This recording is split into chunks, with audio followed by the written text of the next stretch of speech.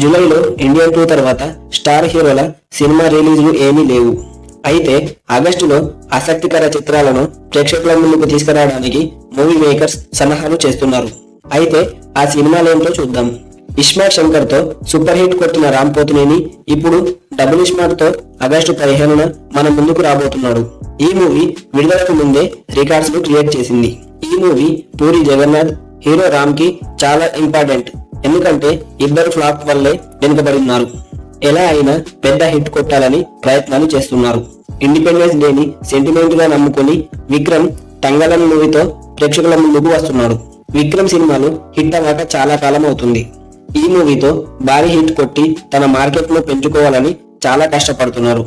నాని హీరోగా రూపొందుతున్న action thriller cinema సరిపోతా శనివారం ఆగస్టు 29న థియేటర్లలో రిలీజ్ కానుంది. అంటే సుందరానికి డైరెక్ట్ చేసిన వివేక్ ఆత్రేయ కాంబోలో వస్తున్న ఈ సినిమా మీద భారీ అంచనాలు ఉన్నాయి. ఆ సినిమా ఫ్లాప్ అవ్వగా ఇప్పుడు ఎలాగైనా హిట్ కొట్టాలని చాలా కష్టపడుతున్నారు. వీరిలో ఎవరు పెద్ద హిట్ కొట్టి హీరోగా నిలబడతారో తెలియాలంటే ఇంకో నెల వేచి చూడాల్సిందే.